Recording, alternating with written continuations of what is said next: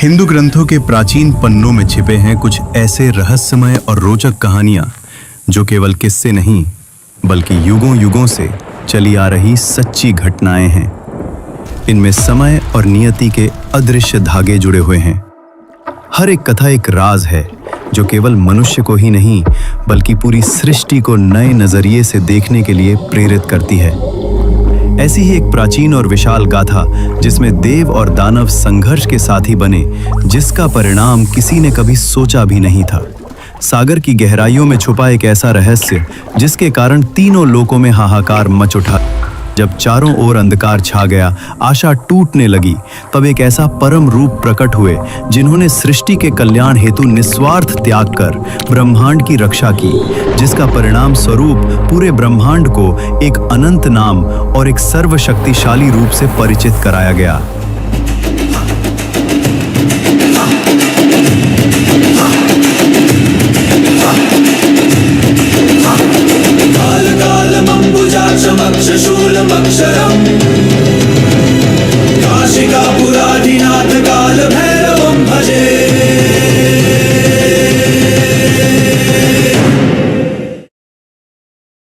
ये कथा की शुरुआत होती है प्रभु ऋषि दुर्वासा से, जो कि भगवान शंकर के रौद्र रूप का अंश थे।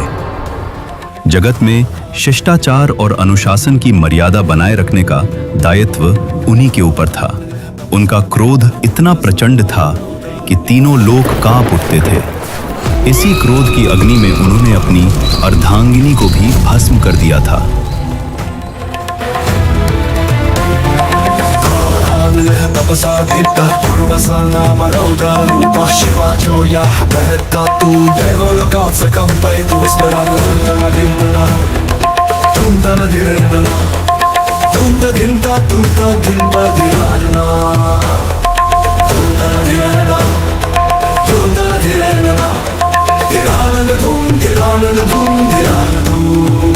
उसकी आंखों में है तेज ऐसा, धरती कांपी नाम से जिसका, शब्दों में तंदाव दृष्टि में अंगा, आशिक वो महादेव का नाम है जिसका, दूरभाषा।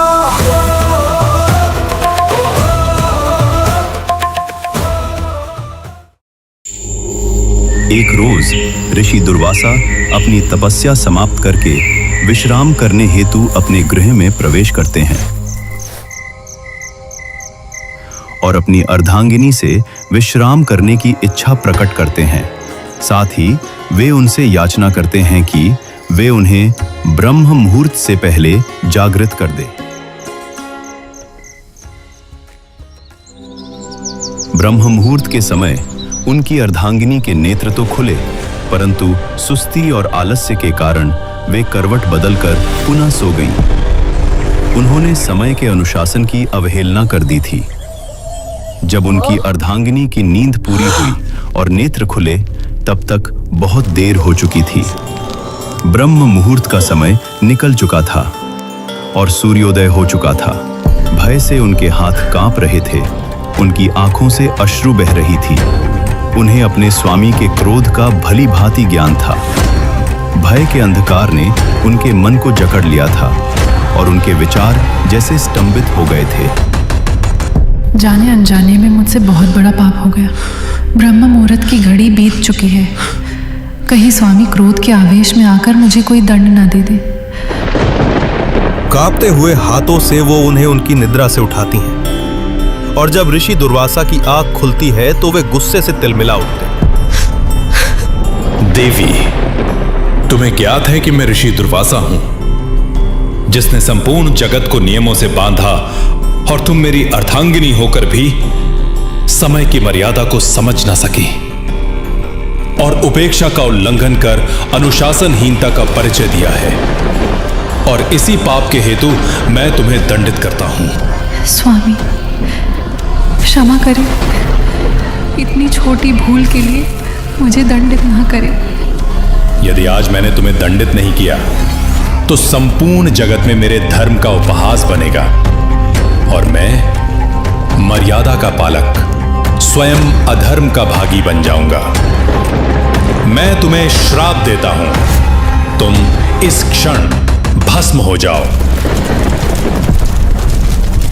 और इसी तरह ऋषि दुर्वासा सृष्टि में अनुशासन का संतुलन बनाए रखते और वो अनुशासन का पाठ पढ़ाते गए। और एक दिन समय का चक्र उन्हें कैलाश पर्वत ले पहुंचा। नारायण नारायण, क्या अद्भुत संगम है जहां समस्त देवता एक ही क्षण में अवतरित हुए हैं। सत्य कहा मुनिवर, ऐसा आभास होता है। देवराज इंद्र अपने ऐश्वर्य और अहंकार में इतने मग्न हैं कि यहां आना भी अनिवार्य नहीं समझते। नारायण नारायण, उचित कहा गुरुवर। परंतु महादेव, मैं तो आपके हर सम्मेलन में उपस्थित रहा हूं। आप मुझे क्या उपहार भेंट देंगे?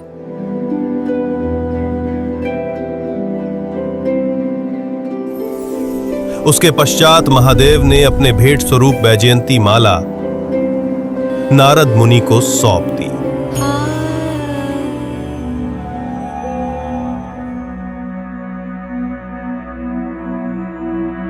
अवश्य मुनिवर्ग, ये मेरी तरफ से आपके लिए एक विशेष उपहार, वैजयंती माला।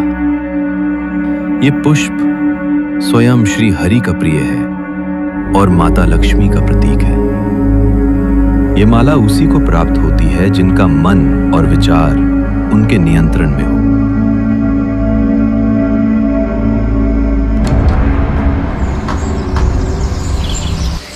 जब ऋषि दुर्वासा कैलाश से बाहर निकल रहे थे, तभी उसी क्षण देवर्षि नारद मुनि वीणा की मधुर ध्वनि और ज्ञान की आभा से युक्त उनके मार्ग में प्रकट हुए। नारायण नारायण, हे ऋषिवर, किस ओर प्रस्थान कर रहे हैं? जाते जाते ये दिव्य वैजयंती पुष्प माला भी तो लेते जाइए। क्यों उपहास कर रहे हैं आप? ये माला तो स्वयं आपको महादेव ने भेंट स्वरूप प्रदान की थी और सरलता से आप ये दिव्य माला मुझे दे देंगे? नारायण नारायण, इतना क्रोध? शांत हो जाइए ऋषिवर। प्रतीत होता है जैसे देवराज इंद्र पर अहंकार का मेघ छा गया है। क्या आपने वो क्षण नहीं देखा जब कैलाशपति के आह्वान पर भी वे उपस्थित नहीं हुए? प्रतीत होता है उन्हें उनके अहंकार की घनेरी छाया से बाहर निकालने का समय आ गया है, और यह कार्य हेतु आपसे उचित और कौन हो सकता है? इस तरह नारद मुनि ने बड़ी चतुराई से वो वैजयंती माला ऋषि दुर्वासा को सौंप दी, और वो दिव्य माला लेकर ऋषि दुर्वासा स्वयं इंद्रलोक की ओर प्रस्थान किया।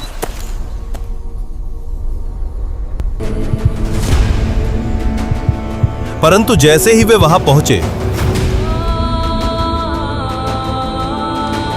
स्वर्ग की अर्थव्यवस्था देखकर वे आश्चर्यचकित रह गए और गुस्से से आग बबूला हो उठे, क्योंकि जहां तप और श्रद्धा का होना था, वहां घमंड, अहंकार और विलास ने स्थान ले लिया था। ये सब देखकर ऋषि दुर्वासा इंद्र पर बरस पड़े और कहा, देवराज इंद्र, जिस स्थान पर आप बैठे हैं, आप उसके योग्य नहीं हैं। ये क्या कह रहे हैं ऋषिवर? आप अपनी मर्यादा ना भूलें। आप मेरा अपमान कर रहे हैं।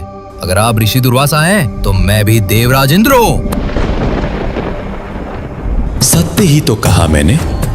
जिस राजा में इतना अहंकार हो, वो राजा बनने के योग्य नहीं है। क्योंकि नहीं, मुझसे अच्छा इस सिंहासन का अधिकारी कोई हो भी नहीं सकता, क्योंकि मेरे मन और इंद्रियां मेरे नियंत्रण में है। ये अभी प्रमाणित हो जाएगा।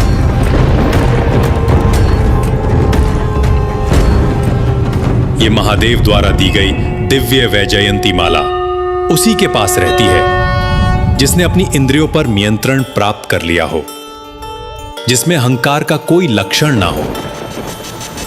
इसी के साथ ऋषि दुर्वासा ने दिव्य वैजयंती माला इंद्र को सौंप दी। परंतु अहंकार में लीन देवराज इंद्र ने वो दिव्य पुष्पमाला अपने प्रिय वाहन ऐरावत के सुड में रख दी।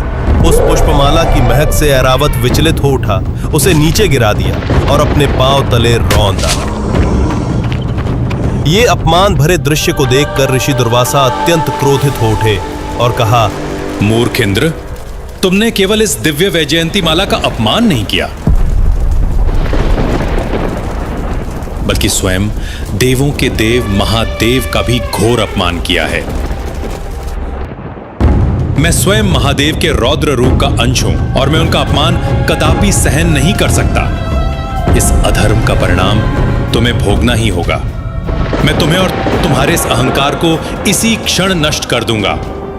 मैं ऋषि दुर्वासा श्राप देता हूं।